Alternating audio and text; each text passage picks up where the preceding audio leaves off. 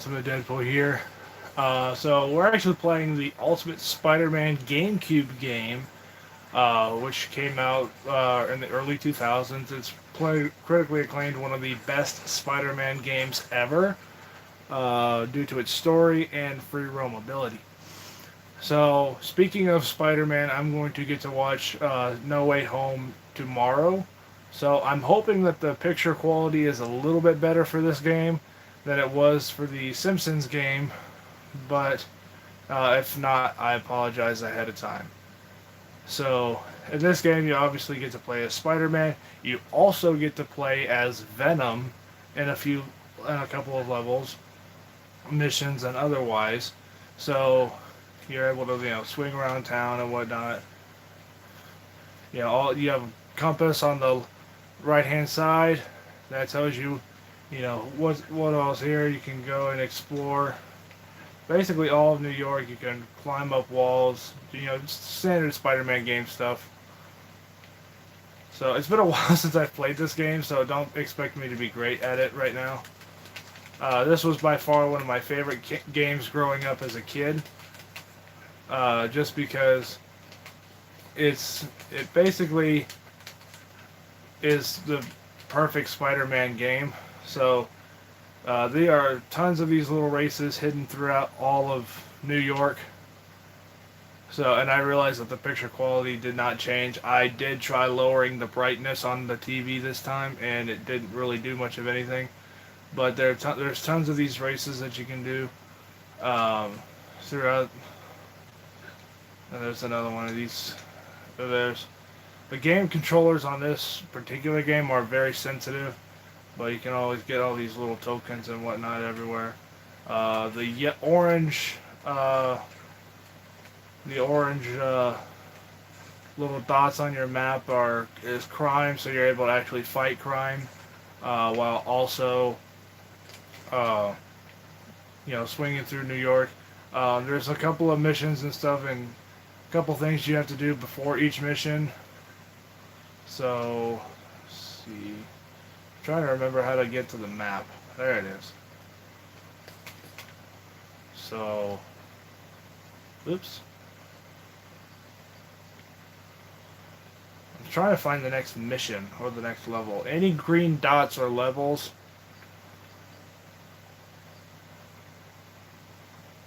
But I think you have to complete so many races before you can continue on. And since I'm not playing any levels right now, I'm just simply discussing the future of both this channel and hopefully the future of everything else to come. Like I said, I'm going to be seeing Spider-Man No Way Home tomorrow. Expect a movie review on that. I do also have the next two parts for The Day the World Ended shot and ready to go. So expect those in the hopefully near future. So let's see what else.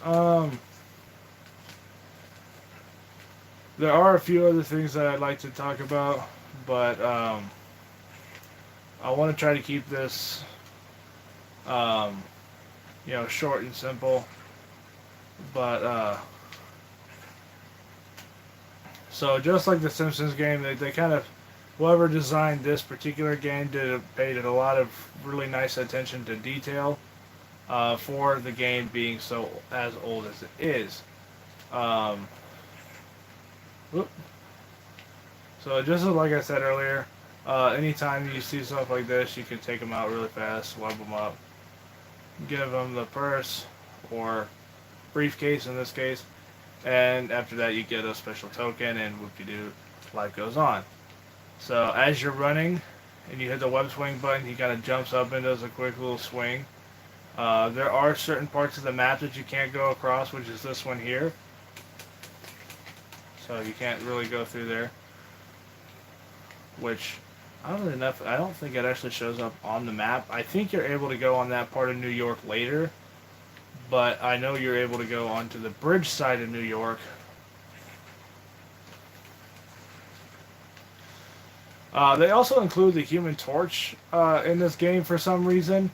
This was well before Fox owned the Fantastic Four. I want to say it was during, the time as they were being bought by Fox. But yeah, for some reason they include Johnny Storm in this game. You race him. I want to say you race him like 2 or 3 times total in this game. This is based off the Ultimate Universe. So the Green Goblin that you fight later in this game represents the more Miles Morales Green Goblin as well. Spider-Man, I don't believe actually dies in this particular game. I want to say there was a canceled sequel to this game where they have, Miles Morales and all the other characters show up, but I don't remember exactly why it was cut. So, just like all Spider-Man games, they have a very tall point that you can basically jump off of. I'm going to see if I can find that just to... It's because the actual view of the city of New York is actually really cool. So, at least in this game. I've never been to New York, never thought... I've wanted to go to New York, but I never could go to New York. So...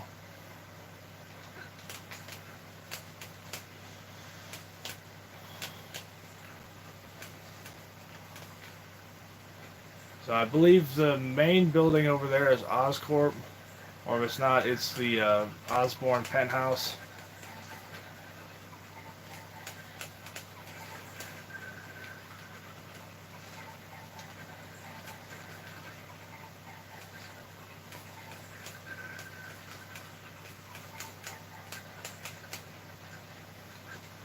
What's up, iDragon Gaming? Right at this particular moment, I'm just trying to get, get more people signed on to the live stream, and then we'll go more in depth on what I'll be doing throughout the next few weeks later. So I don't think this is actually the highest point in the game. I think it's actually that tower over here, but same scenario, you can jump off of it, and Spider-Man dies at the end of it. So. I have not watched No Way Home yet. I'm going to go see that tomorrow. So please do not have any spoilers for any viewers at this time. Because I'm pretty sure I know what's going to happen in No Way Home.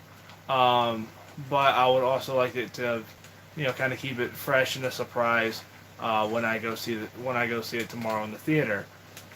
So I have heard some reviews about it. Some people say that it is actually sadder than Endgame. Others say it's not as funny or lighthearted as the trailers lead on, but it is still one of, if not the best, Marvel movie to date. Now, whether that's an over-exaggeration, that's for somebody else to decide, but I'm still excited to see the movie regardless. So, but, even if the two characters that I think are going to show up in it don't show up in it, it still looks like it can be a really cool movie regardless. So for me, it's going to be an experience to say the least, because I like Tom Holland as Spider-Man, and I like, Andrew Garfield wasn't bad, but no actor can play Spider-Man better than Tobey Maguire, if you ask me, simply because he did it for so long. And it's like he was not really made for it, but it definitely seemed like a role that I can't put it into words, but he did his best, and I think that's what made Tobey Maguire's Spider-Man such a success. Aside from it being, directed by an amazing director, Sam Raimi. The cast and crew was perfect in those films. And overall, the whole quality of those movies, despite their age, really hold up to modern day stuff. There are some instances where it's like, okay, yeah, it's kind of cheesy, like in the first movie when the Green Goblin throws a pumpkin grenade and turns all of the executives into skeletons. That looks a little weird and cheesy, but it's not. It's a cartoony type cheesy, and that's I think that's what maybe Sam Raimi was going for, since he did direct all three Evil Dead films. Um, especially the last two, Evil Dead 1 and Evil Dead 3, uh, Army of Darkness, were definitely more lighter hearted than and more Three Stooges slapstick comedy than its predecessor before it, or Evil Dead 1. Um, so, you know, but again, perfect casting throughout the Tobey Maguire films. Let's go ahead and talk about Andrew Garfield's films while we are on the subject of Spider-Man. Um, I recently went ahead and at least rewatched the first Amazing Spider-Man movie. Uh, have you read any of the Evil Dead comics? I think I read the first few issues, and they're not bad. Um, but I mainly read the Freddy versus Jason versus Ash, which I absolutely loved. It's a shame that that never became an actual movie because I think it would have done really, really well as a movie. Um, but yes, I have read some of the Evil Dead comics, and I absolutely love them. They have a very nice little flavor to it, while also keeping it, the same. And then I have seen Ash vs. Evil Dead that's now on Netflix, which I absolutely enjoy. That show, unfortunately, did not get the proper send off like it was supposed to. But I can understand where Bruce Campbell's coming from and wanting to hang up the chainsaw and give the title to somebody else. But it's one of those things that you cannot picture anybody else playing Ash Williams better than Bruce Campbell. Just like you can't picture anybody else playing J. Jonah Jameson better than J.K. Simmons. Which is why I'm so glad that... Are you going to buy the Evil Dead game? I hope to at some point. I don't usually get newer games just because I'm old school. I do have an Xbox One, but that's a family console. I'm hoping to get my own Xbox One before too long, and see what kind of games I can get through that. Um, but yes, I do hope to get the Evil Dead game at some point. I have played the Friday the 13th game, and that's kind of what the Evil Dead game looks like it's going to be. Um, when you can go around and you just slice up all the deadites and whatnot. So if it's anything like the Friday game, I'm sure it's going to be really fun. Um, but only time. That's one of those things that only time will tell when or what happens whenever I get that game. Um, so back to actors. So I recently just rewatched Ultimate Spider-Man. What about Dead by Daylight? I've played Dead by Daylight. It's not quite what I was expecting, but then again, since I'm a huge Freddy Krueger nerd, we got the Freddy Krueger Dream Pack or whatever it was called, and it's not bad. I've played it a couple of times, but it's not quite what I was expecting it was going to be, because it's all online. At least when I played it, it was all online, and because of that, it's not quite what I had imagined it was going to be. And trying to kill people in that game is a lot harder than Friday the 13th, just because, again, when you do Friday the 13th, Ash Williams is also in Dead by Daylight. Yeah, I know. But I haven't played Dead by Daylight in a while. Just because, it was one of those games that, yeah, it's fun to play if, have nothing else to do. But it's also one of those games that, for me at least, it's not what I thought it was going to be, because when my dad showed me the game and he showed me that it had Freddy Krueger in it, I'm like, okay, yeah, this is going to be like Friday the 13th. Yeah, I've seen the new PS4 Spider-Man sequel game, and while I never played the first game because I don't have a PS4, and this is just me. I never really liked Spider-Man as Miles Morales. For me, it's always been Peter Parker was my favorite go-to Spider-Man. Either that or like Spider-Man 2099 Miguel O'Hara. Or Ultimate Spider-Man or Spider-Man, um, Noir and all them. Those are my favorite versions of Spider-Man, but that's also just because I played Spider-Man Shattered Dimensions all the time. Well, not all the time, but I play it from time to time. So, you know, Miles Morales is not a bad Spider-Man, but for me, he's too different, and it some of the storylines that they do for him just don't really make sense. I don't see what the point it was for killing off Peter Parker. I do like the way they did it because it makes him, more of an actual hero than what, some of the public and whatnot for the Daily Bugle kind of let on. But overall, I never really cared for Miles Morales. He was never my favorite Spider-Man. I don't mind him, and if they do that for the MCU, it wouldn't surprise me if they do something like that.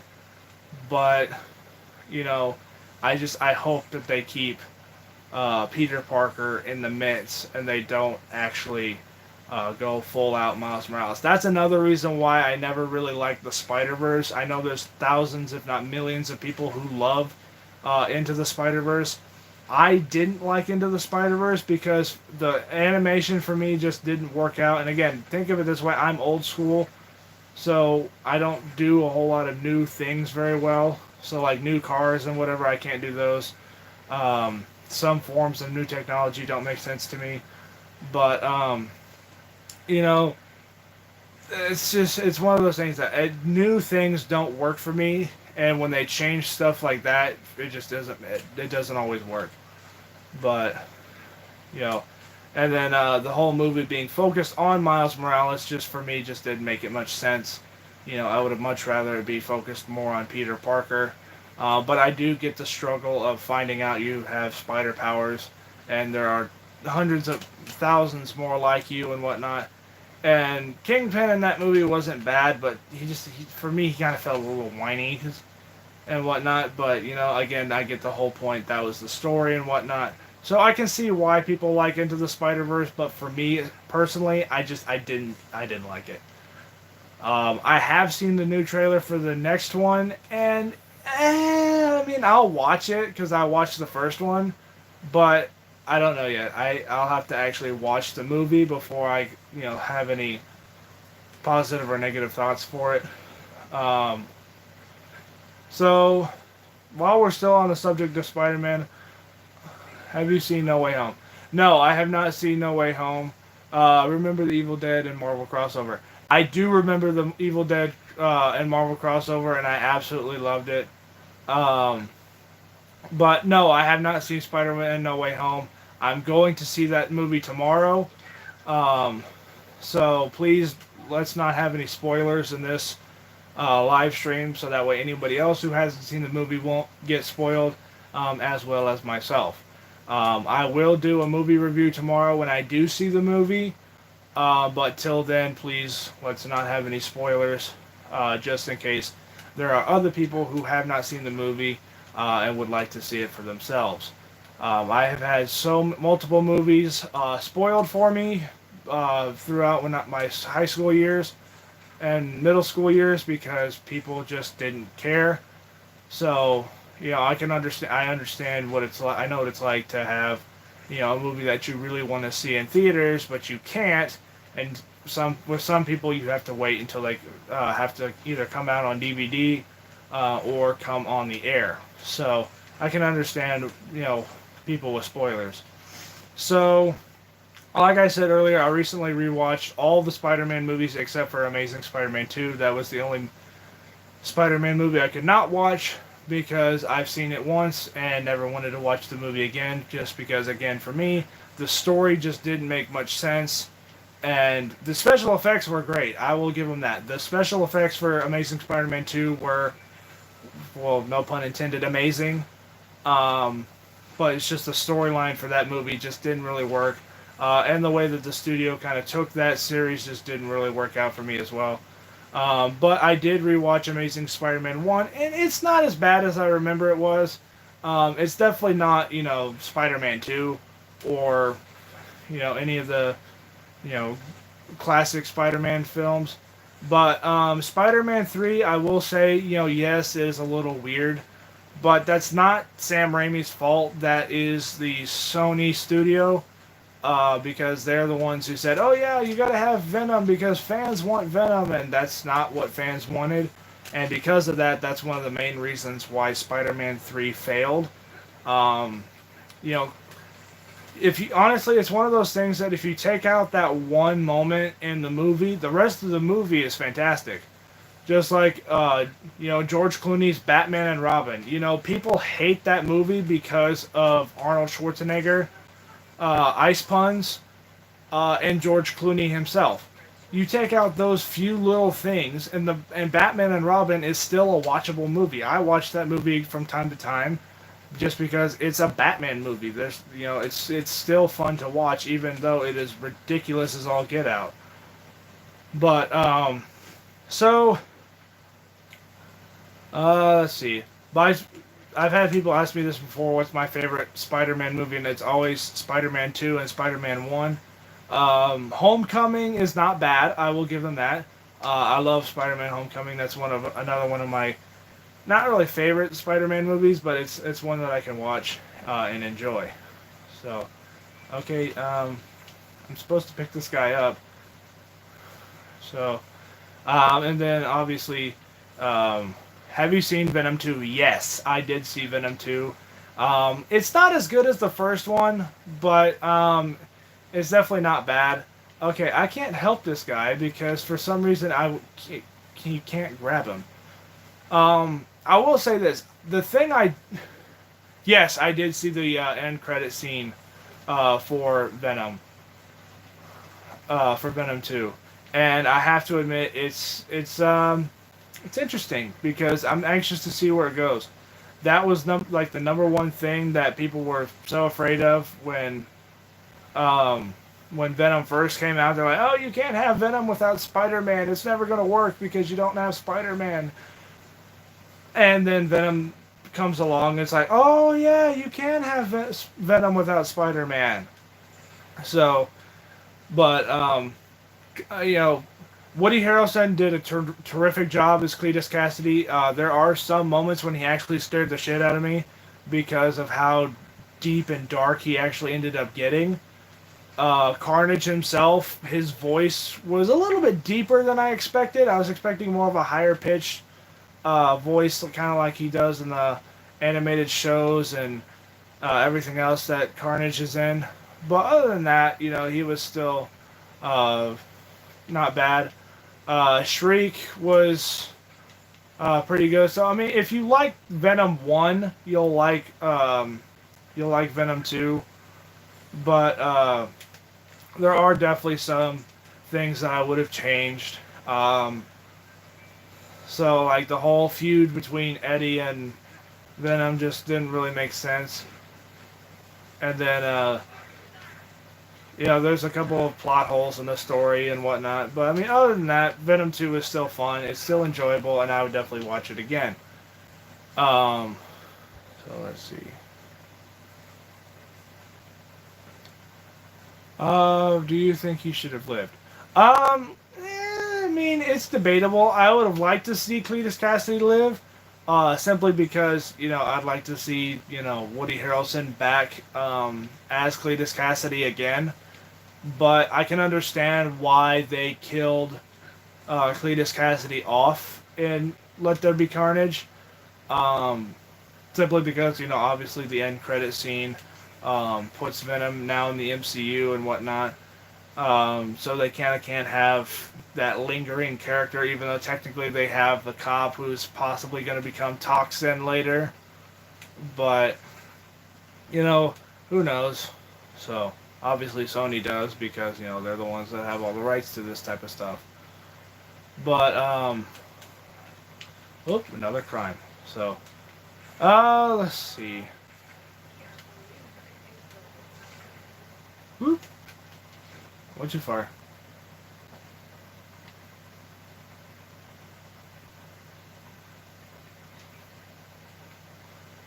Okay.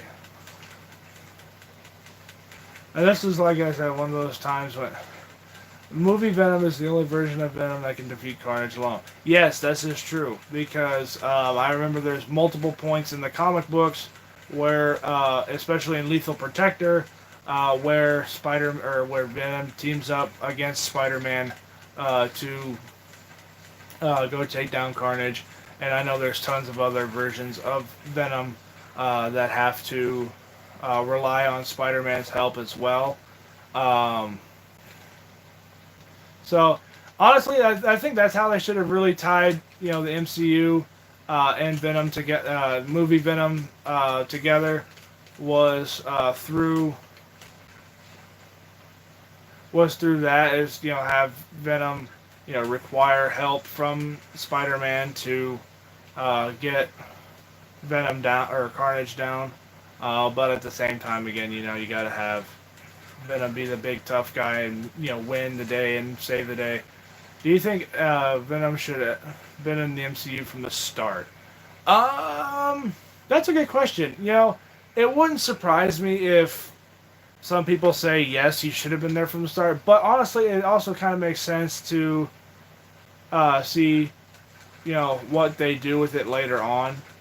And kind of has that little, when is he going to show up? Like, there's a lot of people speculating that Deadpool, the first Deadpool film, took place in the MCU because of the shield helicarrier that Deadpool and Francis fight on throughout their final battle towards the end of the movie. But it's also one of those things that you want to you want to see if they do it, while also seeing where they could take it from there. So it's definitely one of those things that it would be nice to see Venom throughout the whole thing, but at the same time, you definitely want to keep it a mystery if you want to put it in that type of term.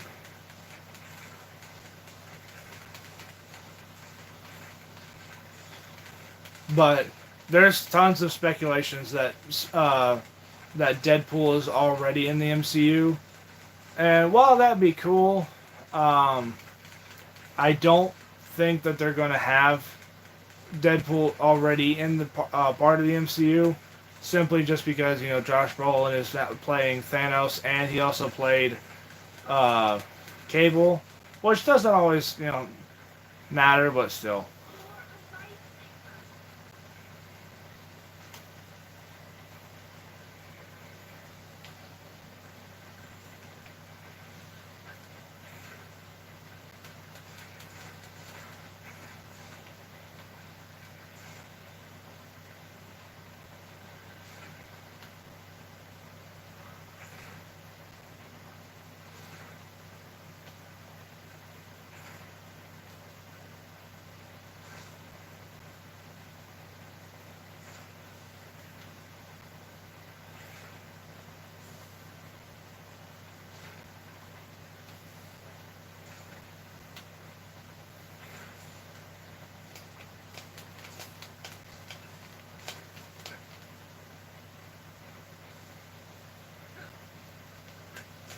Oop, another crime. Gotta love New York. Always the city that never sleeps.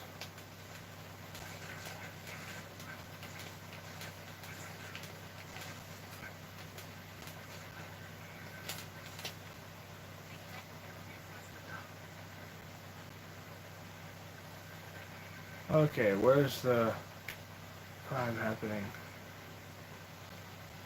Oop, on a completely different rooftop. Okay, where the hell is the crime? I just can see the red dot. Venom should probably be from Andrew's universe. Yeah, that would make sense. But at the same time, I don't know how well that would really work out continuity wise. Um, how in the hell am I supposed to get that guy? But I have heard some rumors that if by some chance, Andrew's version of Spider-Man does get a third movie because of No Way Home, provided he's in the movie, which I can honestly say I'm sure he's going to be in the movie, it would make sense to have him in the movie or have Venom show up later. But because I think the end of Ultimate or Amazing Spider-Man, when they're going through the rooms or whatever, Venom does show up, or at least the symbiote. So kind of hinting that he was going to get to the symbiote at some point. But it also would be kind of cool to see Andrew Garfield wearing a black suit. Um, Personally, I liked his suit from the first movie better than the one from the second movie. But again, that's just me. So I figure if you're going to change anything about Spider-Man, you know, keep the suit familiar while also making it your own. And I think that's what the Amazing Spider-Man movie, the first Amazing Spider-Man movie did, is they took the original idea of Spider-Man and kind of not emphasized it, but kind of made it more of their own. And that's why the first movie was much better than the second movie. Because the second movie kind of felt more standard, more traditional. And, that's great and all. But I think that the first movie just did a better job recreating Spider-Man. Because it still was its own thing. But at the same time, it was also, its own little story and twist as well.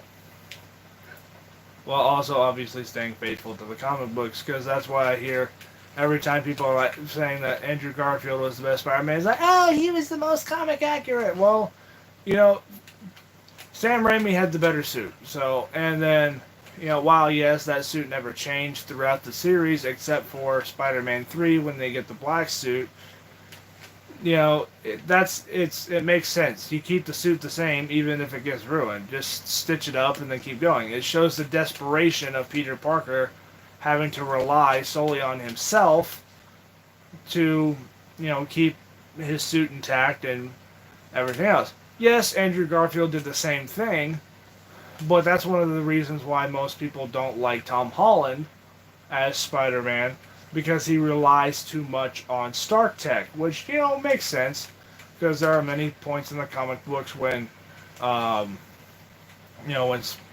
Iron Man and whatnot takes Spider-Man under their wing. But, I think in the MCU, they should have had Spider-Man be his own hero first. More standard Spider-Man, already friendly neighborhood and whatnot, similar to, what I'm here now. Wait, did I seriously string him over the light post? Oh, I'm pretty sure this guy's supposed to be Shocker. I can't remember for certain, but I'm pretty sure this guy is the Shocker, and you take him down quite a bit in this game. So, let's see if there's any other comments. There was a cut replaced by the Rhino suit. Yeah, I remember that somebody said that originally it was supposed to end with Venom being attached to Andrew Garfield's Spider-Man, but for some reason they ended up changing it to Rhino, which basically just set up a sequel that didn't go anywhere. And, there are some people who would like to see Amazing Spider-Man 3. Personally, I wouldn't. Simply because you never know what they would do with it. They would probably just make it... They can't make it much worse than Spider-Man, the Amazing Spider-Man 2. But, again, there's a specific formula. Different? Well, how different? Like a different scene, or is it a completely different ending?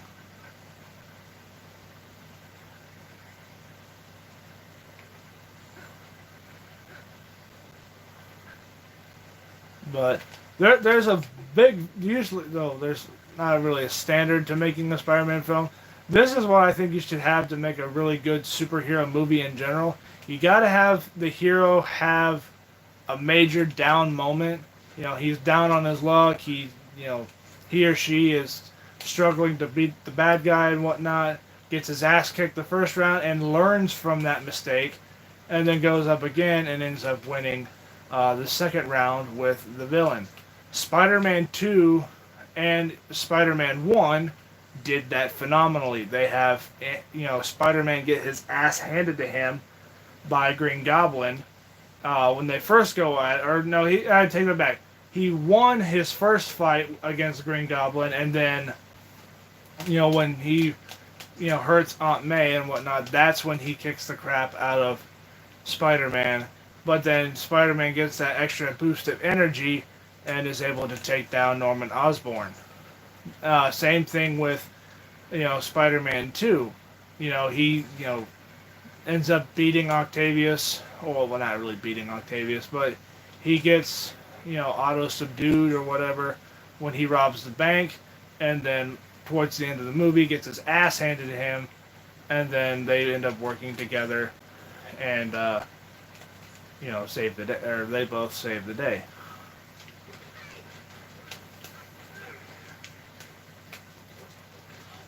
And then Spider-Man 3 kind of does the same scenario, except, he never really, he gets more humiliated by Sandman than anything. And then he just basically goes full black suit from there. Which, I don't know. But I think everyone can agree that Spider-Man 3 was definitely not the strongest Spider-Man movie, but it definitely wasn't the worst Spider-Man movie. But for me, I could give Spider-Man 3 a little bit of leeway, simply because it wasn't Sam Raimi's choice to add Venom to the movie. I don't even think Venom was in the original script that he made. I think it was supposed to be just Sandman and Harry. But I've heard people ask or say that Thomas Hayden Church is coming back as Sandman, which is cool because I liked him as Sandman. But I think if I had to choose any other actor to play Sandman, and I know it's going to sound cliche, but I think a really good actor for Sandman would be John Cena, simply just because he looks exactly like Sandman from the comic books. And I'm pretty sure I just accidentally let a citizen die because there was a red dot on the map and I don't see it anymore. So I'm pretty sure somebody just died somewhere in New York. So, whoops. It shows how bad a Spider-Man I am. I actually had somebody point out not too long ago that for some reason somehow I looked like the rookie from the original Ghostbusters game for the Wii, which I don't know if that's a compliment or an insult, because the graphics in that game are more resembling to the real Ghostbusters cartoon and whatnot, and it's more animated and fun and whatnot. So I don't know if I should take that as a compliment or take that as an insult. But there was somebody who said I look like just like the rookie from the original Ghostbusters game for the Wii. So I don't know, but I can kind of see it, but at the same time I can't. So, but and then another thing I think all superhero movies should have, aside from the hero, get their kind of get a cocky, quick confidence thing, and like, oh yeah, I beat him once, I can beat him again, and then all of a sudden you have all the you have the villain or whatever beat the crap out of the hero, and then at the later fight, the hero learns from his mistake, or his or her mistake, and then is able to take down the villain there in the final fight. Then obviously, in some cases, the villain dies, other cases, the villain lives and just goes to jail, but most of the time, the villain dies. So, let's see. Trying to think of a really good scenario on something like that, and I'm trying not to use the original Spider-Man trilogy to do something like that. But apparently in the original script for Spider-Man 4, or early drafts or whatever, Spider-Man was supposed to actually, be shown taking in a few bad guys. One of which was a very plump Bruce Campbell as Mysterio, which I think would have been awesome to kind of set him up as that. Simply because again, he looks like Mysterio from the comic books, and also, it would be fun to see. You kind of tie all that stuff together, like, oh yeah, Mysterio's been hanging around Sam Raimi's Spider-Man universe since Spider-Man 1, and he's the one who gave him his name and everything else. So that would be fun. And then like all of a sudden, like he gets attacked by Vulture, and then gets severely injured, and then I don't remember much of the original script from there. But again, it's one of those things that it'd be fun. If they did decide to do it. I have heard rumors that Sony is very interested in Sam Raimi and Tobey Maguire coming back for their positions for a Spider-Man future. So who knows? We may actually get a true Spider-Man 4, but it's very unlikely that they would do something like that, considering how long ago Spider-Man 3 came out. And while yes, die-hard fans like me would be thrilled to see something like that, I don't think it's going to happen, just because of how long those movies have been inactive, as well as they already have a deal with Tom Holland as Spider-Man already. But if somehow, Tobey Maguire and Andrew Garfield show up in No Way Home, if you wanted to replace Tom Holland with a more familiar Spider-Man, then you can always have like Tom Holland retire or whatnot, or have Tom Holland Spider-Man retire, and then have the new Spider-Man still be Peter Parker, but a more familiar Peter Parker. I have heard that the Spider-Man freshman year thing is going to have Tobey Maguire as Uncle Ben, which is what I was saying they should have done from the start, simply because Tobey Maguire does not age. He still looks very similar, if not the exact same way he did in 2002. He's probably never playing Mysterio now. Yeah, probably not, but it would be nice to see Bruce Campbell play Mysterio. The guy that they got for Spider-Man Far From Home did his best. I can't think of his name off the top of my head. But he did a really good job as Mysterio. I think the main thing I didn't really understand about Spider-Man Far From Home was the villains in general. Like, oh, Tony Stark never gave us a whole bunch of credit. I'm like, he saved y'all's asses in freaking Avengers Endgame and sacrificed himself to save the entire universe, and they treat him like crap because he basically treats them like crap, but in the end he saves everybody, which, is a sweet little moment, but at the same time it doesn't make much sense that Quentin Beck is like, oh yeah, Iron Man took this, and this from me, and then the freaking Christmas Story kid, fully grown, is like, oh yeah, he did this, and this to me, and Obadiah Stane abused me, and blah blah blah blah blah. That's generic supervillainess. And that's one of the main reasons why I hated the Ghostbusters from 2016. It's because the villain was just a whiny punk. He's like, oh, I've been bullied my whole life, and I'm gonna kill myself and become the king of the ghost world, and that way I can pick on everybody else who picked on me. That is the most frequently overly used story plot device in history. The freaking main bad guy is some bullied kid, and he just simply wants to make himself more powerful so he can get back at all the people who picked on him as a kid. So, it's not a bad plot device considering they use it very frequently, but for me it's overused, and that's one of the main reasons why I could not stand Ghostbusters 2016. And I'm so thankful for what they did for Ghostbusters Afterlife.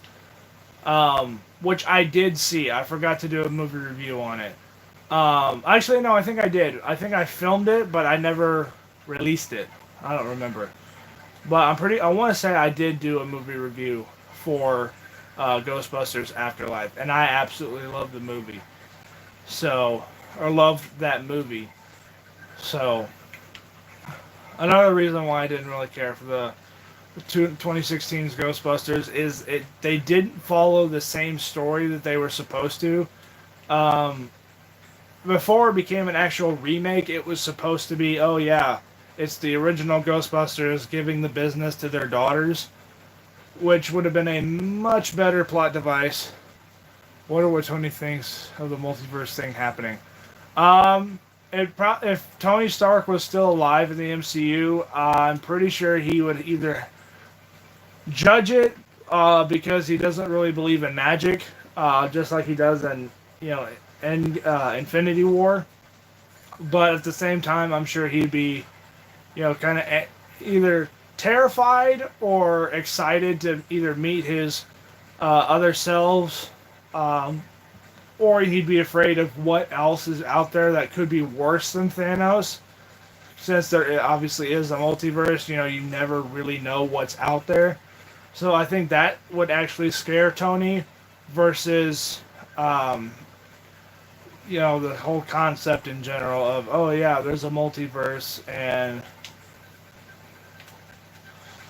so I think Tony would actually be more afraid of the multiverse than he would be anything else. Simply because, especially later on when Iron Man becomes more aware of Earth and trying to keep it under protection, more frequently and whatnot through, the Iron Legion, and Age of Ultron, having the suit of armor around the world and everything like that. So I think that's actually a good question. I think Tony Stark would actually be more afraid of the multiverse than he would anything else.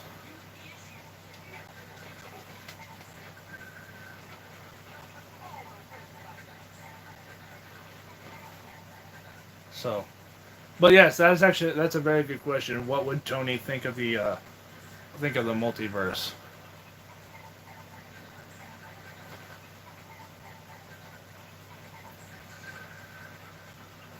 I will say this. I think some people ask me all the time why I didn't like Into the Spider Verse. Speaking of multiverses, um, for me, the Spider Verse has just been done way too many times. They were teasing about it for a Spectacular Spider-Man season 3, which never happened. And then they turned the concept into the Shattered Dimensions video game, which is actually really good. Then I think they did Spider-Man: Edge of Time, which I still haven't played, but I've heard it's really really good. And then they did the Ultimate Spider-Man show, which did it. I want to say they did it like 3 times. They did the Spider Verse, and within a 2 season gap. So that's again way too many times. And then the Marvel's Spider-Man show that they made to replace Ultimate Spider-Man. Yeah, yeah, I'm sure he is probably pissed. But um, shit. But yeah, for me, the Spider Verse has just been done so many times. And I want to say that the Marvel Spider-Man that replaced Ultimate Spider-Man, which was their first mistake, but because of Drake Bell's accusal of being disgusting with children, a whole lawsuit crap happened. They had to end Ultimate Spider-Man with season 4, which sucks because I absolutely loved that version of Spider-Man. I know there's a lot of people who didn't, just because it was quote too close to the MCU, and I'm like, Spider-Man wasn't even around in the MCU when they did that show, so I don't see how they could get it from that. But I did like Drake Bell as Spider-Man's voice. All the voice actors in that show were really really good. The character designs were really really nice. Um, but I never watched the Marvel Spider-Man that replaced the show, just because I heard bad reviews from it when it first came out. Because I heard like he gets the spider bite and then like immediately gets powers, and I don't think that's actually, if I remember correctly, that's not actually how it worked. He gets them later on. Um, and I every form of Spider-Man that you see, he never gets his powers right after the bite. It always takes like It's always either overnight, um, or like the following day, or sometimes even the following week. Um, but that's that. I never watched that version of the show just because I heard bad reviews from it from the start. And I'm pretty sure that show actually got canceled. If it hasn't gotten canceled, it's probably on its like third or something season, or whatever season it's on now. Just like Ninjago. Ninjago is one of those shows that, while it is good, I haven't watched any episodes after, I want to say, the season 3 or 4 finale. Or it was the season 3 finale, just because I think they should have ended that show then and there. I know it has like 8 seasons now or something like that, or 9. It's got a lot of seasons. And I'm sure it's still as good as ever. But for me, like I said, Ninjago should have finished off with the season 3 finale, when they kill the giant snake, and Garmadon becomes human again and is all nice and everything, and then they kind of all go their separate ways. That's what should have ended the show, and I think it was intended to, but because people liked the show so much, they had to keep it going. And unfortunately, that's what's wrong with a lot of. I have seen What If, and I'm excited to see what they do with What If 2, or What If Season 2.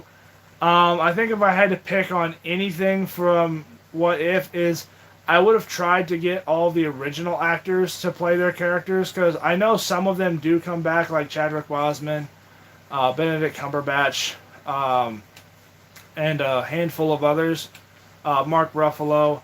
But Spider-Man, unfortunately, was not voiced by Tom Holland. Scarlett Johansson did not voice Black Widow. I know that Samuel L. Jackson voiced Nick Fury just because he absolutely loves playing Nick Fury.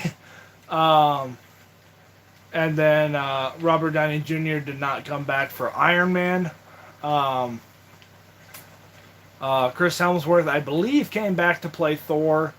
Um, Brie Larson obviously came back to play Captain Marvel, even though I still cannot stand her as Captain Marvel, but that's just me. She's not a bad Captain Marvel. I don't like her as an actress. It's hard to explain, but I don't think anybody really likes her as an actress. Just because, from what I've heard, she's like all full of herself and whatnot, and I don't like actors that are like, oh yeah, I'm this, and this, and it's, you're an actor. You're paid to play certain characters. Some of which last longer than others. Um, I would have much rather them have gone with their first actress choice for Captain Marvel. When they made Age of Ultron, there was a deleted scene or whatever that had Captain Marvel standing in the midst of the new Avengers, and I can't remember what actress they used for her, but I know she was not Brie Larson. So, but again, that's just me. Let's see. But, yeah, I mean, I liked What If, but I think they should have done What If as not really a movie, but they should have done it separate from the MCU. And I can understand. Yes, I did like the zombie episode. I think if I had to change anything with the zombie episode, it would have been that really bizarre cliffhanger where they have Thanos, with 5 out of the 6 Infinity Stones. Um, I would have changed that, and I would have had the zombies more like Marvel zombies when they were self-conscious and could talk full sentences. I want to say that's what they're going to do with the Marvel Zombies series or whatever coming out, and whenever it's going to come out. I want to say that's what they're going to do with it. Is they're going to have it be more like the comic book series, but she didn't. Who didn't?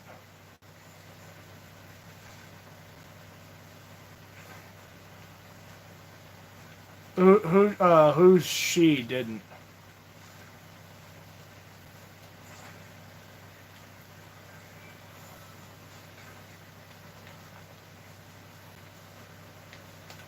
But yeah, I mean, if I had to if I had to say anything bad about the Marvel Zombies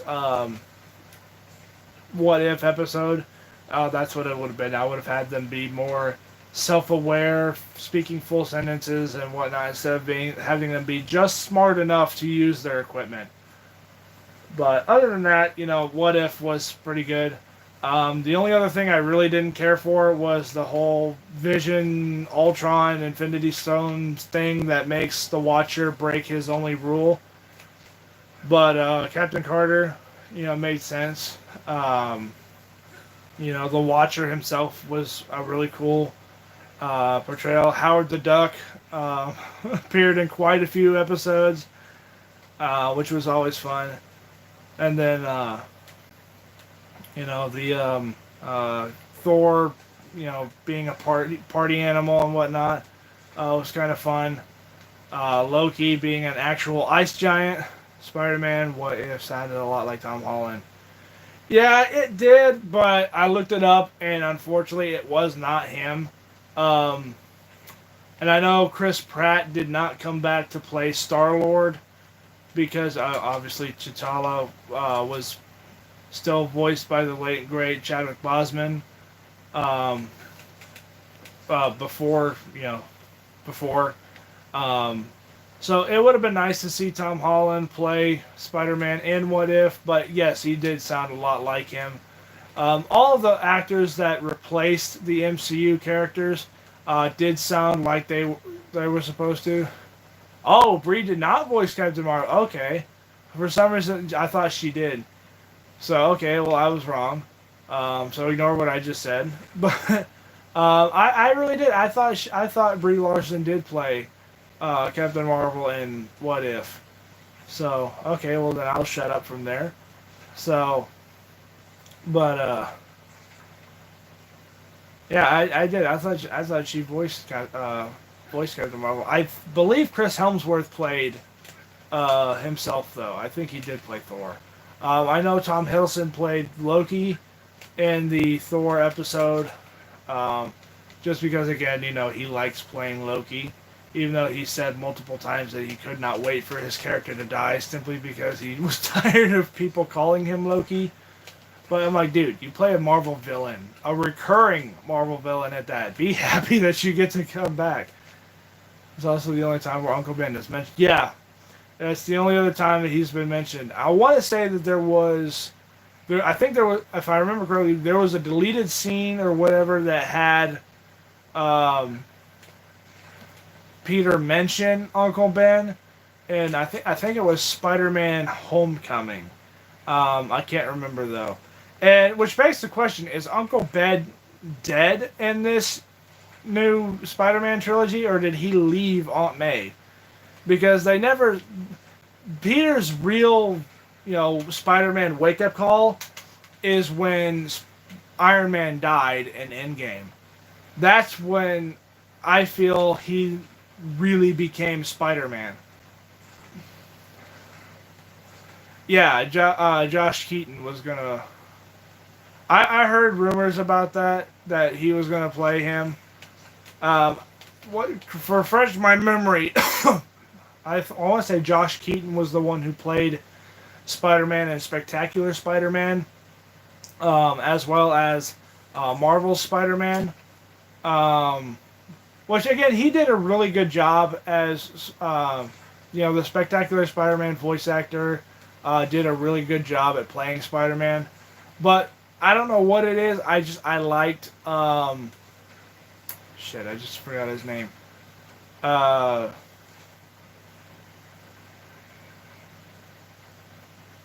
Crap, I really did. I just forgot his name. The Ultimate Spider-Man voice actor for Spider-Man. Crap, I really can't remember his name. I said it not too long ago, and I can't remember how... Drake Bell. I do like Drake Bell slightly better as Spider-Man just because, for me, he sounds more like what I would picture Spider-Man's voice to sound like straight from the comic books. But I can understand why people also like The Spectacular Spider-Man's voice actor. Both voice actors did a really good job as their Spider-Man roles, but for me personally, I like Drake Bell better just because, for me, when I watched Ultimate Spider-Man before I saw Spectacular Spider-Man, um, just because back then I never really got into Spectacular Spider-Man. I watched a few episodes, when it first was coming out.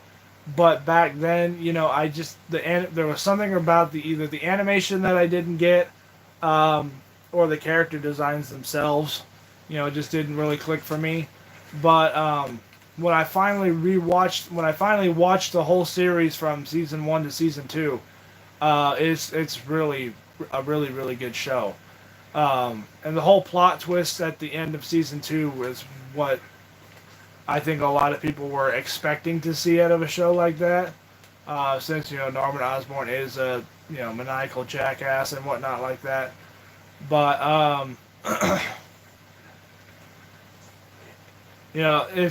I didn't really see Spectacular Spider-Man when it first came out. I saw it later.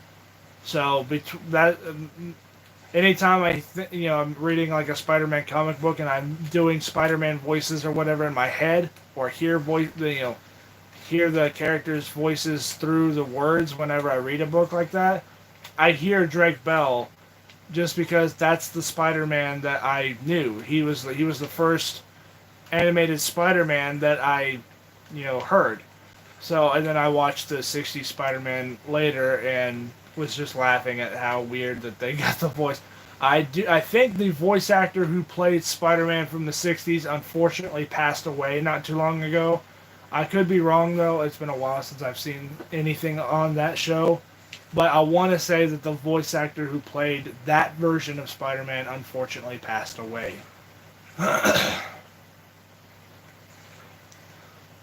But it's the same thing with the Ninja Turtles. I grew up with the 2003's 4Kids version, which, if you ask me, is still the best version of the Ninja Turtles to date. Simply because it was closer to the comic books, it was dark, it was edgy, and it was kid friendly all at the same time. And they weren't shy about it. They made some of their episodes really really dark, to match the tone of the original comic books. And that's what I think a lot of people who like that version of the Turtles like about that show, is that they made it more faithful to the comic books while also keeping it child friendly at the same time. Um, I did grow up with the 1980s version of the Ninja Turtles as well, because every year for Christmas I'd get another one of those volumes, um, as a gift, and whatnot. If my parents ever saw it in the store or Santa Claus ever showed up and whatnot and gave it, I would get stuff like that. I still have the original series on disc, so I may do a show review or something on that at some point in the future. I'll go back and rewatch all the episodes. But because I grew up with the 2003's version of the Turtles, anytime I read a Ninja Turtles comic book or whatever, and let's just say I'm reading it to myself or I'm visually reading it in my head, those voice actors' voices is what comes to mind. It sounds weird, and I know it sounds ridiculous, but wait, I think that was an Easter egg. But I thought that said something about Wakanda. But that's the voice that I hear whenever I read something from the Ninja Turtles. I hear. Oh, he did. Okay. Yeah. So I kind of figured Josh Keaton played Spectacular Spider-Man, and I think he also played Spider-Man in the Marvel's Spider-Man remake that took place after Ultimate Spider-Man. Didn't he also play in a Transformers show, uh, Transformers Prime or something? I want to say he was like the main human from that show. Which I've seen Transformers Prime. I watched that show when it was coming out. I saw all, I think there's 3 or 4 seasons of that show, and I absolutely love that show. It's faithful to G1 while also proving that Michael Bay's designs could work if they were targeted properly. But I want to say Josh Keaton voiced Jack in that show. I can't remember, but I know his voice sounded familiar when I rewatched that show not too long ago. Um, and I want to say it was him, but I can't remember for certain. Um, so I'll do a whole separate Transformers review on that later. But I want to say that he voiced a character in Transformers Prime. I know that Peter Cullen voiced Optimus and Frank Welker voiced Megatron, and I think Steve Bloom voiced Starscream. Shit. I can't think of his name, but the voice actor who played the leader and Brainiac in Injustice 2 and Avengers: Earth's Mightiest Heroes was played by Ratchet. Or Ratchet's voice actor on that show was voiced by those two particular characters. I can't think of his name off the top of my head, but I do know that that voice actor played those two characters. I can't think of any of the actors' names off the top of my head. I'm really bad when it comes to actors' names. I know almost all of the actors who played in the MCU, like obviously Robert Downey Jr., Chris Evans, Chris Pratt, Chris Hemsworth, Tom Holland, Tom Hiddleston. Mark Ruffalo, Edward Norton. All the basics. But so I'll do a whole. That's another thing I want to start doing. I'm gonna start doing TV show reviews, and it's when I basically go around and I watch these shows that I either haven't watched in forever, and I just see if they still live up to what I remember it being, or if it shows that I've given a try and never really finished them, including but not limited to obviously the both versions or the 2003s and the 1980s version of the Ninja Turtles. I absolutely refuse to do the 2012 version of the Ninja Turtles and Rise of the Ninja Turtles because 2012's version of the show was too cartoony for me. I know there's quite a few dark moments in the show because my brother used to watch that show all the time. And while it's not bad, for me, the character designs for the 2012 show just did not work. I don't know what it was. I think most of it was because all the characters were like the same. All the main characters were the same age. April O'Neil was the same age as Donatello, Leonardo, Michelangelo, and Raphael. They were all the same age. And then like Casey Jones or whatever is like this punk kid or whatever. And Donatello's like missing a tooth or whatever. Leonardo's like a big Star Trek nerd or whatever. That for me, that's not the Ninja Turtles. That's not what I picture when I picture Ninja Turtles. I will say that the voice actors that they did get for that version of the Turtles, they did a really good job. Seth Green did a really good job as Leonardo, and he's the only actor's name that I can remember at this exact point in time. The actor who played Splinter in that show did really, really well. The voice actress who played April did really well. Donatello's voice actor he was sketchy. Michelangelo's voice actor was pretty decent in that show. But it's just one of those things that you like what you grow up with, and that's the problem with me. Is I like the shows and movies that I grew up with. Some of the newer stuff isn't bad. Like I like Tom Holland's Spider-Man. He's not the Spider-Man I grew up with, but he's not bad. I like Christian Bale as Batman, but I also grew up with Michael Keaton, Val Kilmer, George Clooney.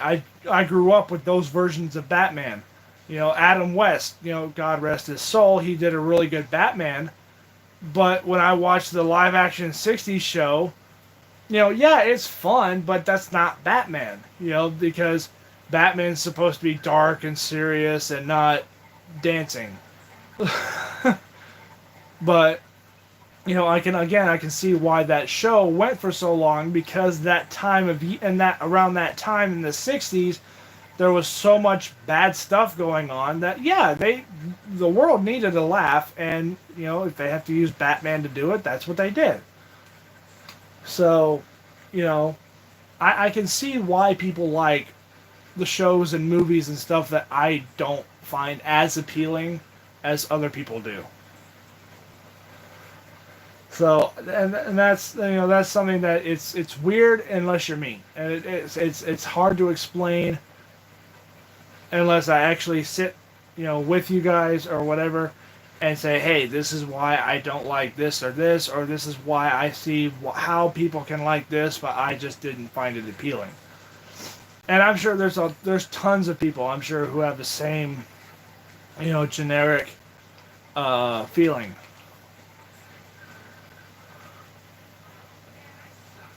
Well, I was hoping that would refill my health bar, but the only thing that succeeded in doing was getting me all wet. Wait, what's this? I'm trying to read the sign.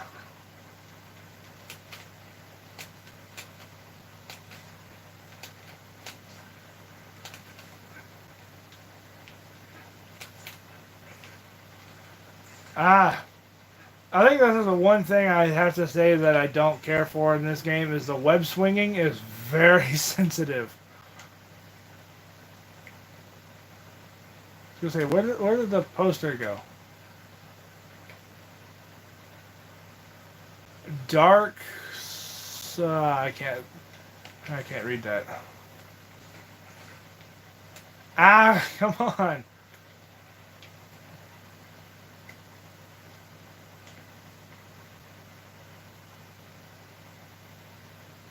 Looks like it says Dark Sunrise, but I can't make out exactly what it's saying. And also, hardly anything in this game is actually readable. Oh, another crime. Or at least another person in trouble.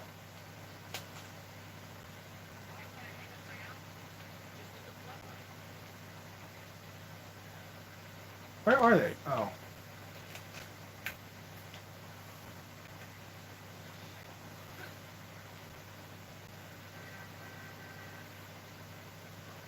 Yay! I get another health token. And I have full health again, so yay, I don't have to kill Spider-Man.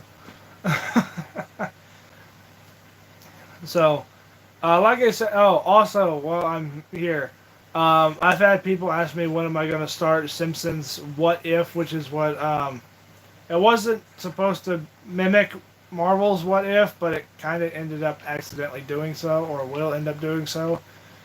Basically, it's kind of the same basis. I'm going to take an episode or episodes, or like a specific episode of The Simpsons, and change one little tiny thing and kind of see or wonder where it would go from there.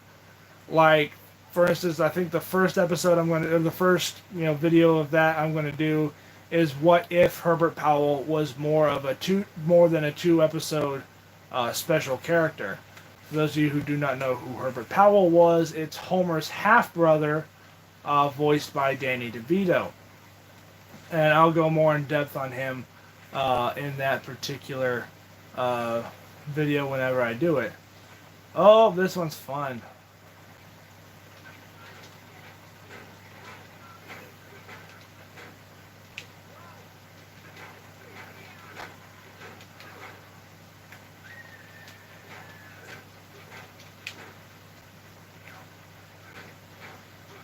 Or like, what if Sideshow Bob, didn't actually try to kill anybody? He was just, more of a mentor type person to Bart versus, it'd be more of, oh yeah, I'm going to try to kill you every second I get.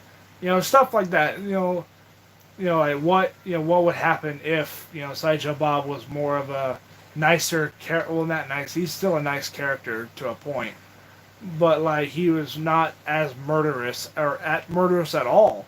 Uh, Like let's just say Bart stops him from the Quickie Mart robbery, and he forgives. He does. He pays his time in jail, and then is not real like a more like a modeled citizen uh, for the show.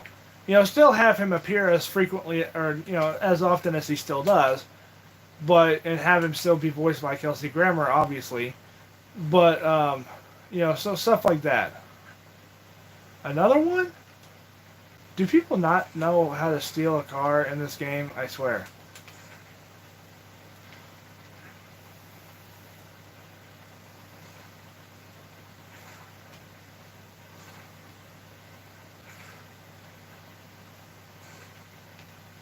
Crap! Nah! The car is gonna get away.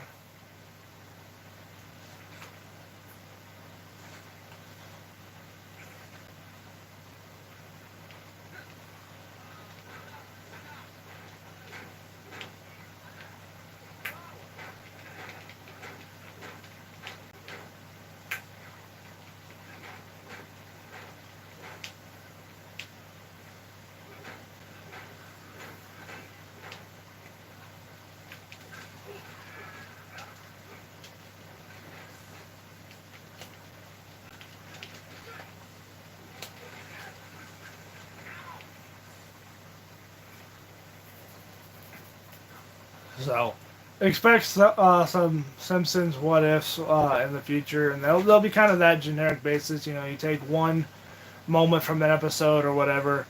Some of which are going to actually kind of focus more on Sideshow Bob because I think he's one of the characters that deserves more than what he gets.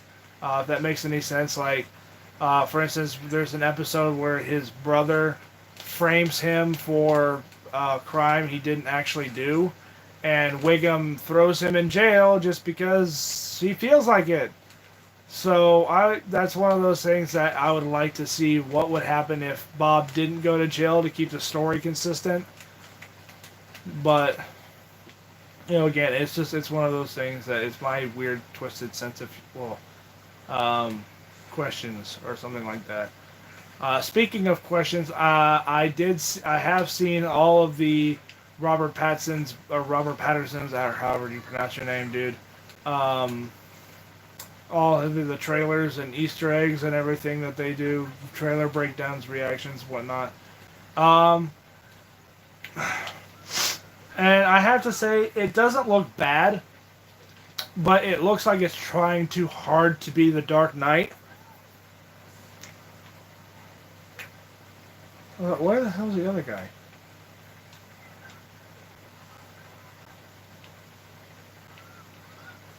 Okay, it says I didn't actually beat this guy.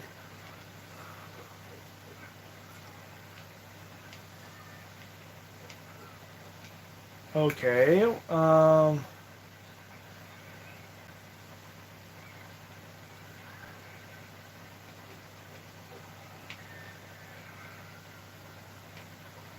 okay, I'm very confused right now because I took the guy down and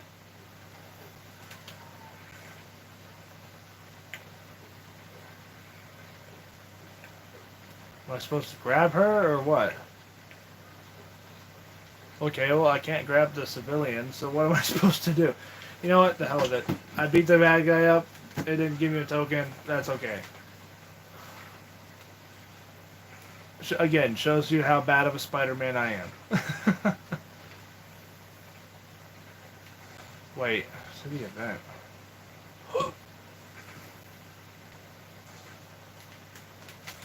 This is probably another stupid race.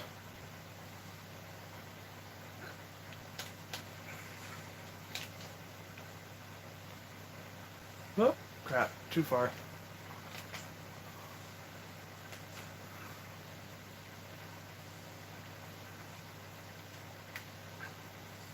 Yeah, it's another stupid race.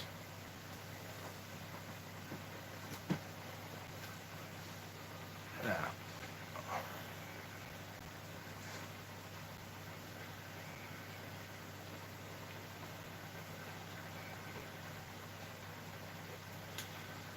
Okay, I'm gonna go see if that freaking lady actually reset or what it's gonna do.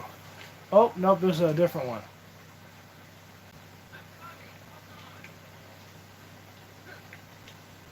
Okay. Aha. Okay, was he the other half of that crime earlier? I am really confused. Well, guess I'm gonna go through Stroll. Yeah, this is actually the first time I've ever played this game and actually had Spider-Man casually walk. It's kind of weird seeing Spider-Man walk around like this.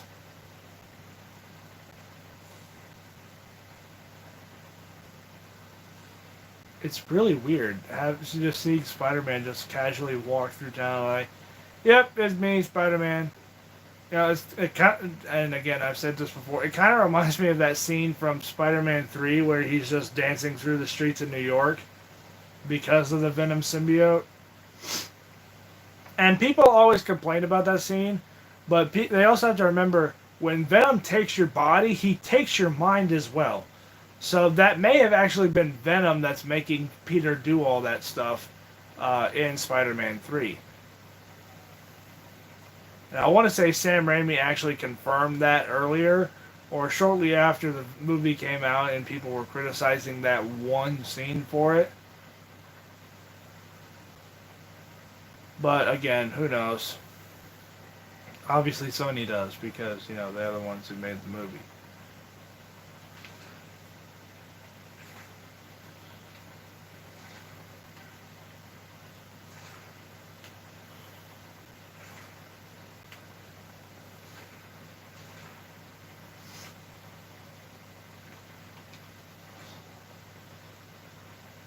So these are just some of the things you can unlock.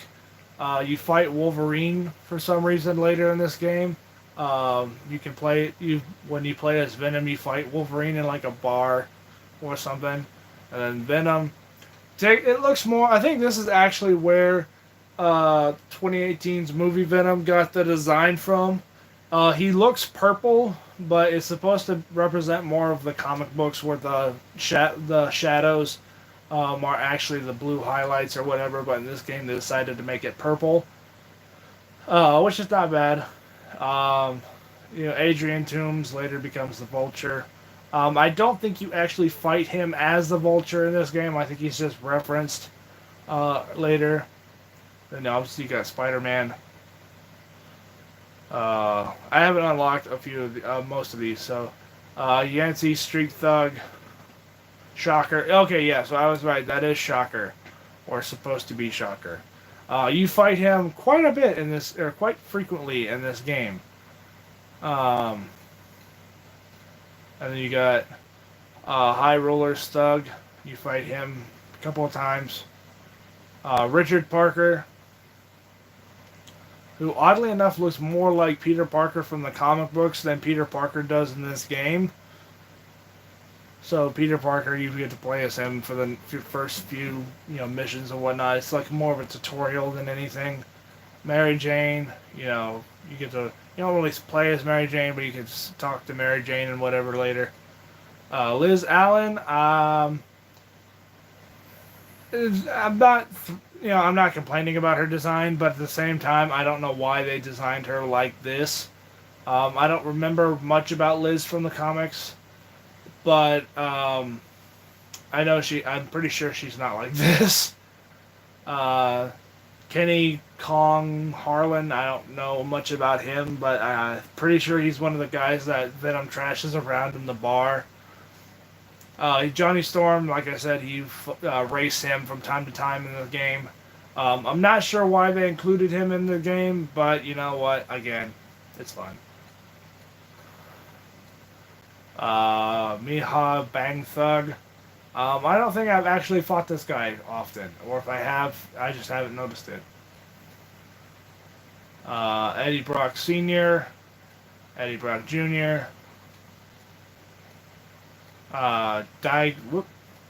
Diecast Thug, Looks kind of like J. Jonah Jameson from his card file over there, but then he's got a hat, which changes it a little bit.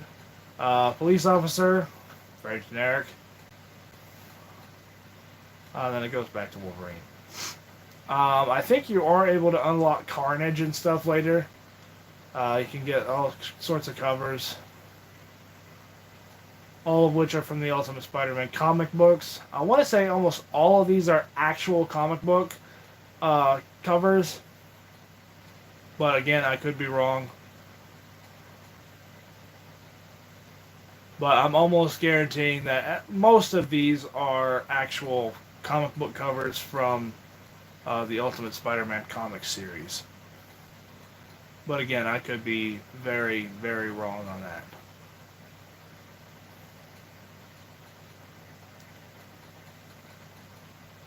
And again, I haven't unlocked all of these, so that's why there's a bunch of question marks on them.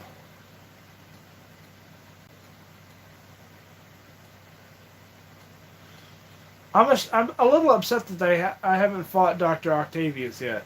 So yeah, I think you get to unlock like a Carnage suit later, or it's like a mod or a skin or something that you get to unlock later. But for some, I haven't gotten it yet.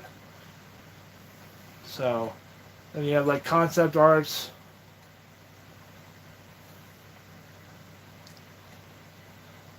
So yeah, Venom fights Wolverine later. I like how they title it Hell of a Mess. And again, I haven't unlocked hardly any of these. I guess it's just those. Costumes. You're able to get the black suit, but I have not unlocked any costumes yet, which kind of sucks because I would love to change my costume. Landmarks, you get to see all the landmarks and whatever that places you go. You cannot go to the Statue of Liberty, which kind of pisses me off because I've always wanted to go to the Statue of Liberty, literally just to jump off of it. But it's a shame that you really can't go to the Statue of Liberty, even though I want to. Queensboro Bridge. I've been there a couple of times in this video. Eastman's Empire State Art Museum. The Baxter. Oh, okay, that's supposed to be the Baxter Building, which a lot of people is speculating that Avengers Tower is being rebuilt as. So that'd be kind of interesting to see if they do that. Task Tower, I think that's Kingpin's thing, right? And then, so I think there's covers, characters, landmarks, costumes, concept art. Okay, yeah.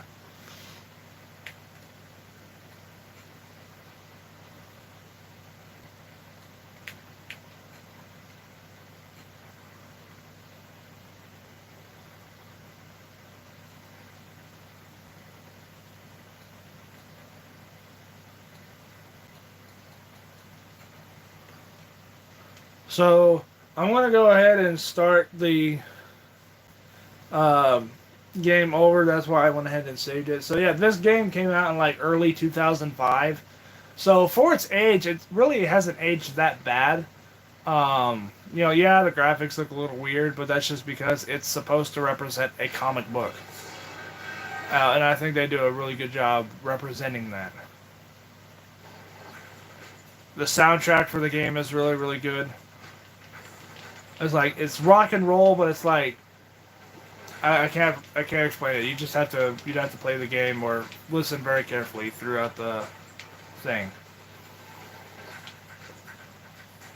Yeah, this is also back when you actually had to have a memory card in the game. So I'm just gonna put a whole bunch of random letters and crap here. And you actually start off fighting Venom, so that's always fun. So there are cutscenes in this game, like most video games have. So we'll go ahead and let that play out.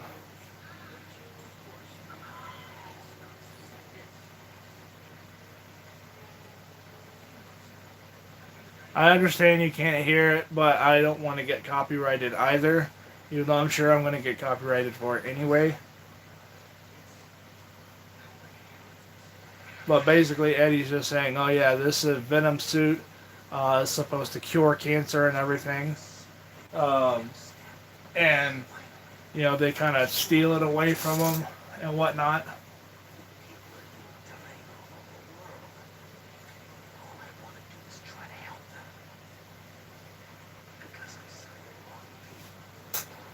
And obviously, General Ross is front and center for it all.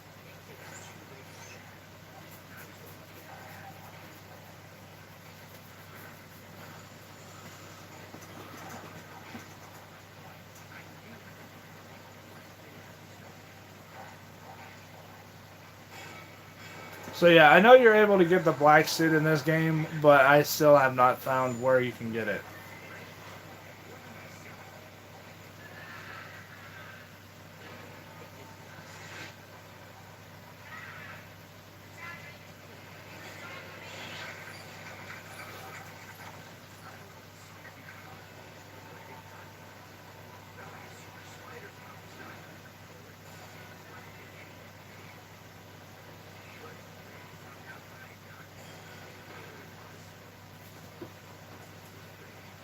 So you get the general gist of that.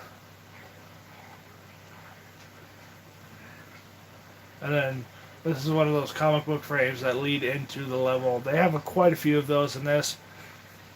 And it just tells you the basic rules of combat for this game. Uh, Jump around, punch, kick, etc., etc. For some reason, Venom likes to inhale people. He does this. You can do this to a child later. Um, and when you play as Venom, oddly enough, you're always having to like inhale people so that way Venom's health stays up. Venom's more of like a vampire in this game, but it is what it is. So yeah, you can kind of see where they get a whole bunch of comic book feels for this game, and that's the whole point of it. Is it's supposed to feel more like a comic book. So this is basically what Venom does, and this is how he like keeps up his health, and you have to do that when you play as Venom, so that way, um, you can keep your health up.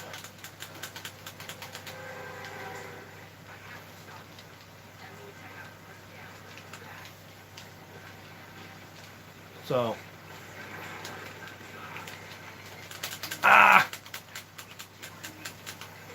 so yeah, for some reason he can like absorb people's, life force, and that's what keeps Venom alive or something like that. It's kind of like when he bites people's heads off in the Venom movie.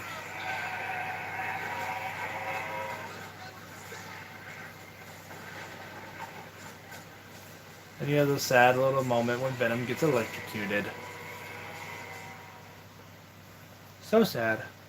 But then you get to play as Peter Parker and swing around through town without a costume, which nobody looks at you weird or suspicious at all. Smooth move there, Peter. And apparently in this timeline, Mary Jane already knows that he's Spider-Man. Because Peter, like, asks her to fix his suit because he got a hole in his rear end.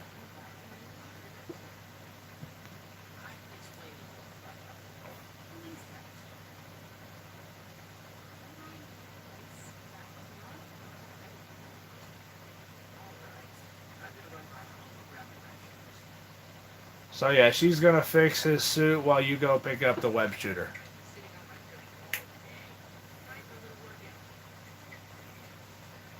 Again, it's funny that nobody really looks at Spider-Man suspicious at all. And again, it's funny that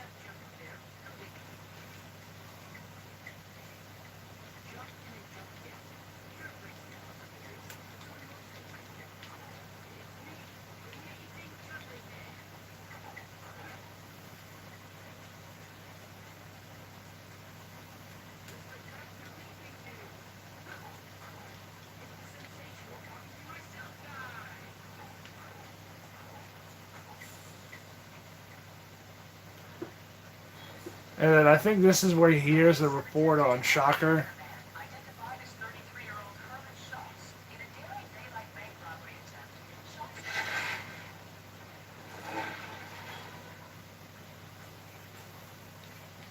And you can go from webs to... This is when you learn how to swing webs and whatnot.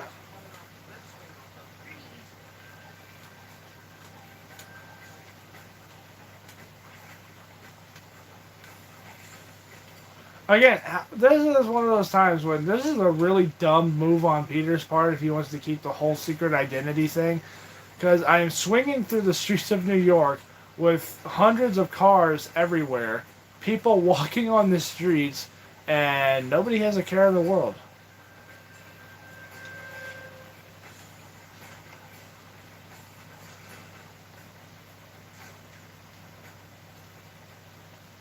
And then it freezes and continues on with the story.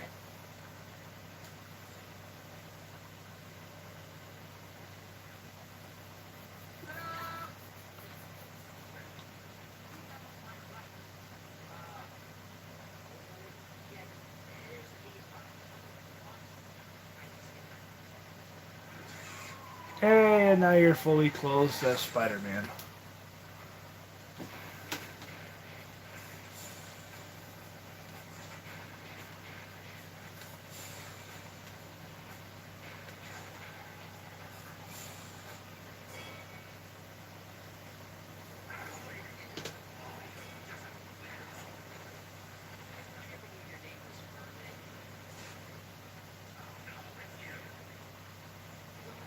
Shocker has a very weird voice in this game for some reason. It's like a cross between static and electrical.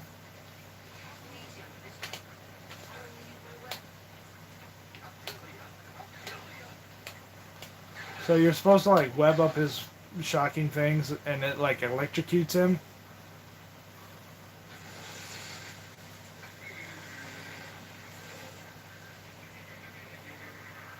And then he like acts like a robot when he like a robot shutting down or something like that. Yeah, I definitely will be seeing him around because he's one of the main people who causes trouble.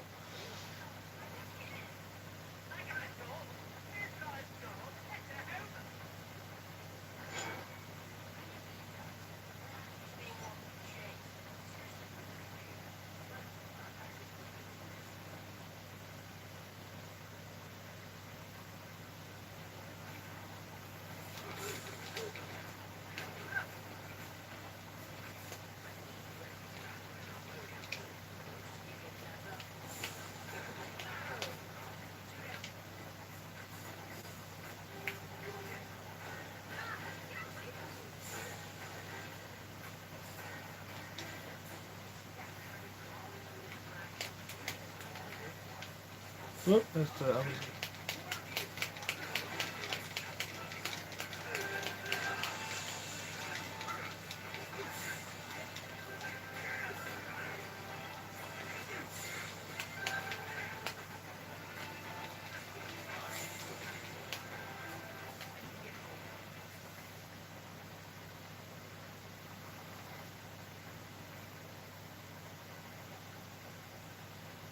So basically, this just tells you to, keep the game going as is.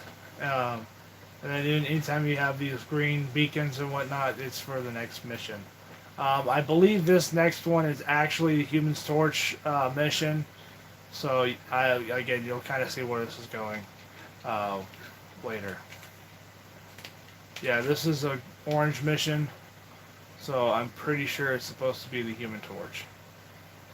So we'll go ahead and try to get this done and out of the way. I hate this race just because I can't stand it.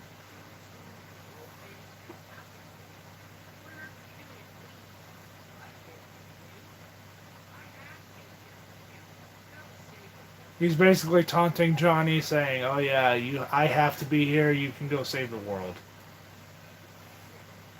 And Johnny challenges them to a little race and whatnot, and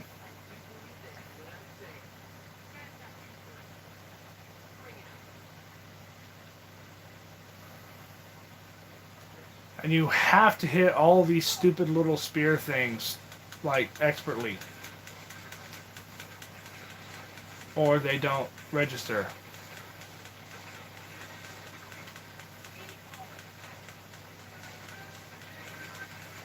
I remember when I was a kid, I always hated this mission just because of how hard, for me at that time, the race was.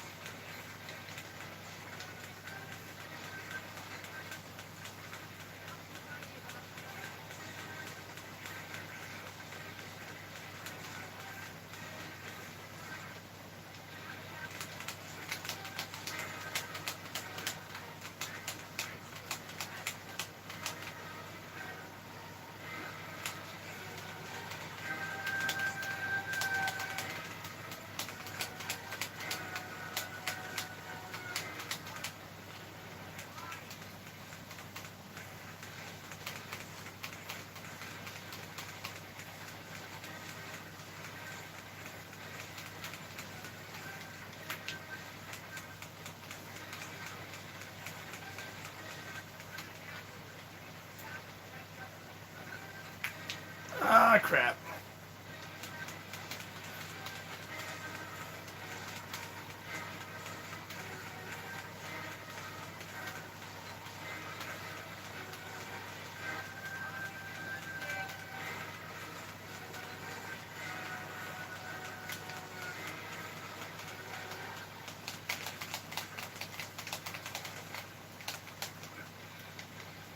Yay, I beat him. So, I always hated that race just because of how many turns you have to do and how fast you have to do it. So basically, he's just saying, if you ever want to race again, just do it and whatnot. So now you can do all these easy swings and whatnot in all these races. Secret tokens found, blah, blah, blah, blah, blah. Helps you get more costumes. And you can have a whole look around through the city. And as you can see, there's tons of things for me to do. But I believe red dots are mini-maps, blah, blah, blah, blah, blah. It's basically just saying keep going and fighting crime, being a generic hero. Basically the thing I've been doing for the last hour and a half.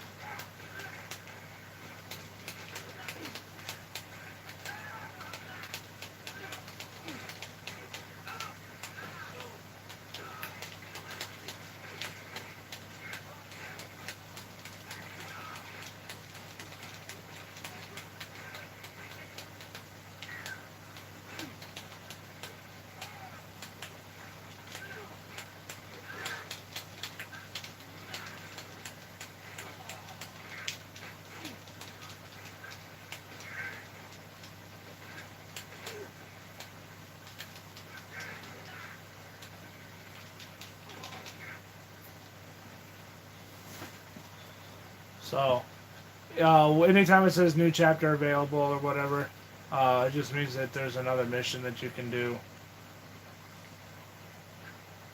So we'll go ahead and head on that way there. I'm pretty sure the next level is Venom. I can't remember for sure or not, but I want to say the next level you play Venom. Or you play as Venom.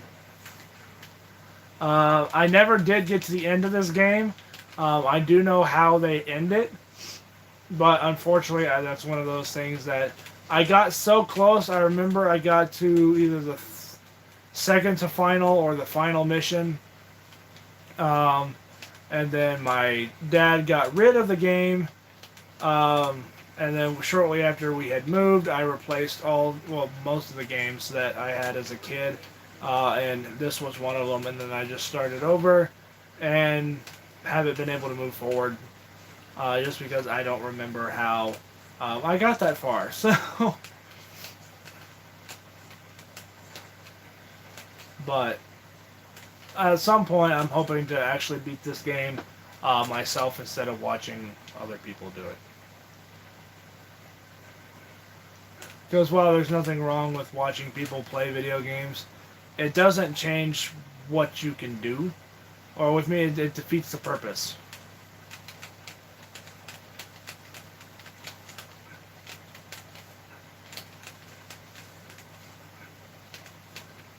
Speaking of older games that I'll play later, I was going to start playing the Spider-Man Shattered Dimensions video game.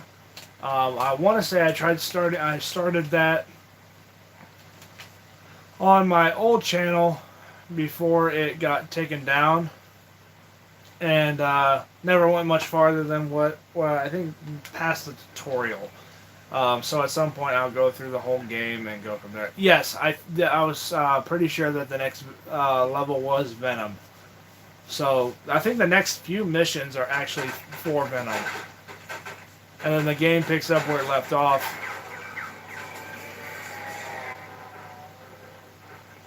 And then you got Vulture being a dick.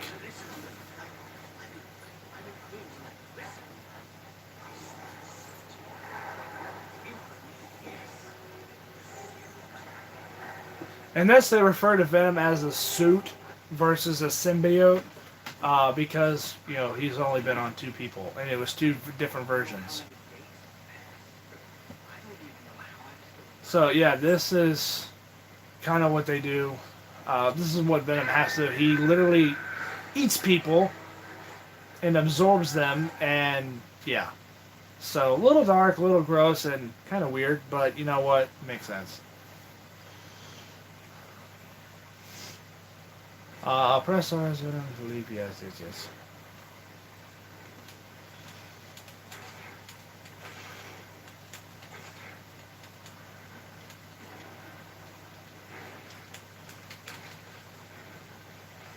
Venom can also wall crawl really fast.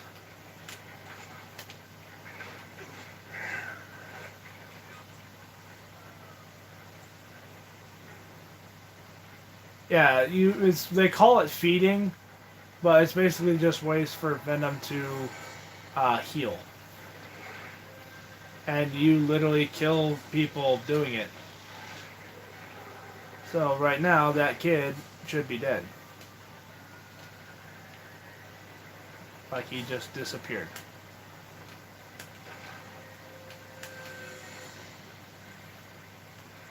You know, same thing, you can wall crawl.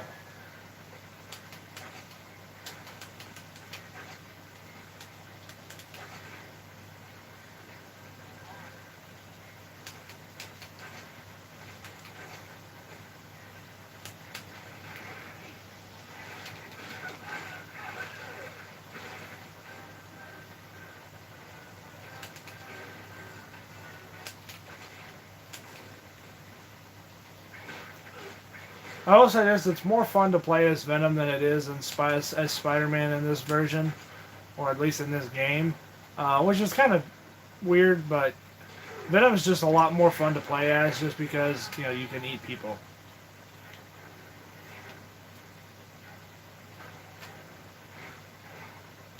And this is obviously when you fight Wolverine. I remember I didn't understand as a kid because I always thought he held the finger knives and not actually having them coming out of his hands.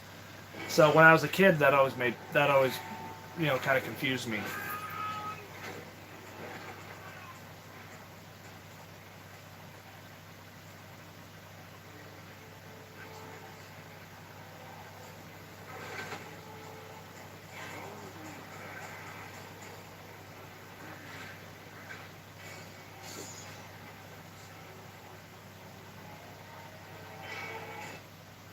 Okay, let's...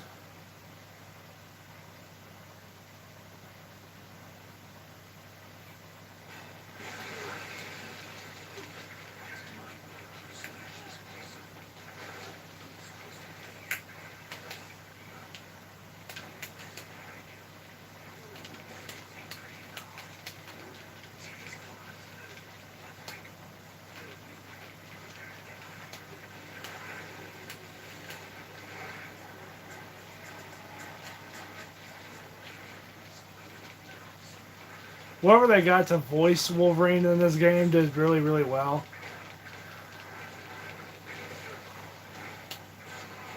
Damn it. Oh, bastard.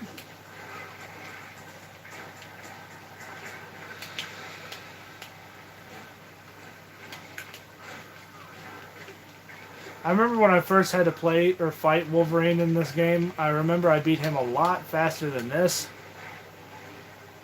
Oh. Apparently you can't feed on him.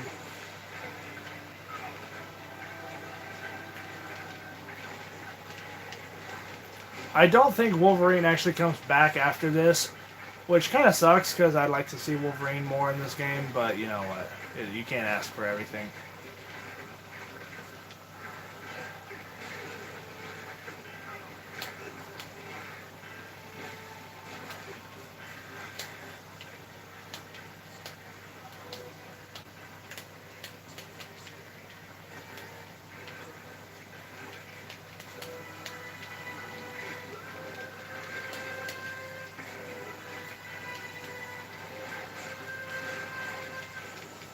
Freaking Wolverine, you bastard.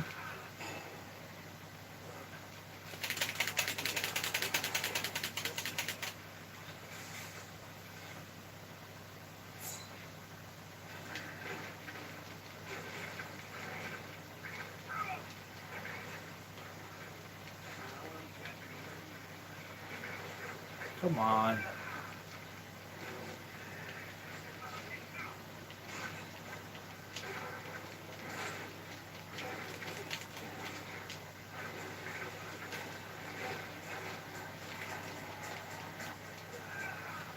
Well, that's one way to beat him. Well, that's one way to beat him. Just toss him around.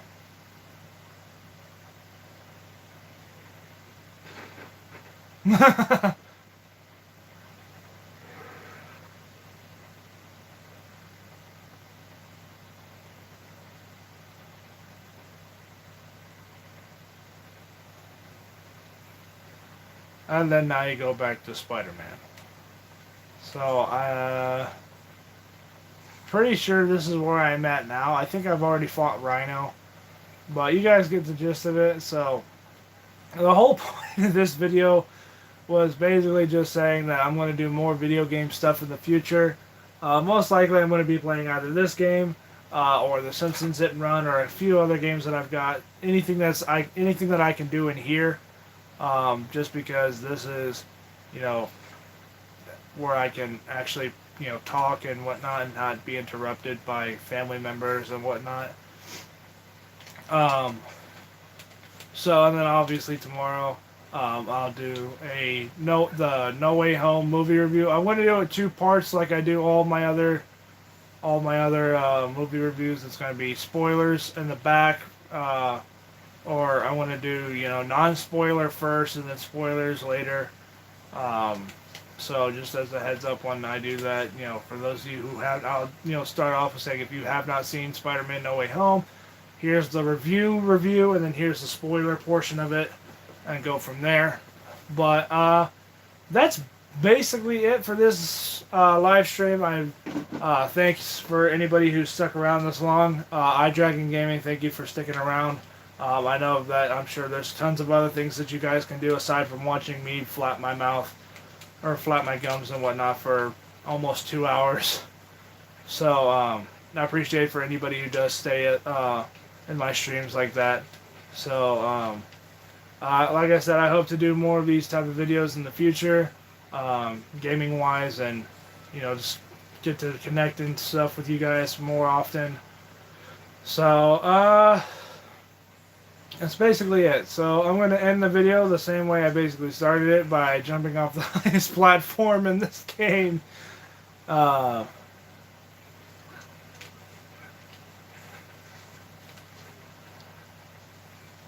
let's see. You know what? This will be good. Okay. Well, I think this is actually where you fight Rhino later. Or if it's not, it's very similar. So, well, That's basically it. So thank you guys so much for watching, and we'll catch you guys all later on Ultimate Deadpool, or in this case, Ultimate Spider-Man.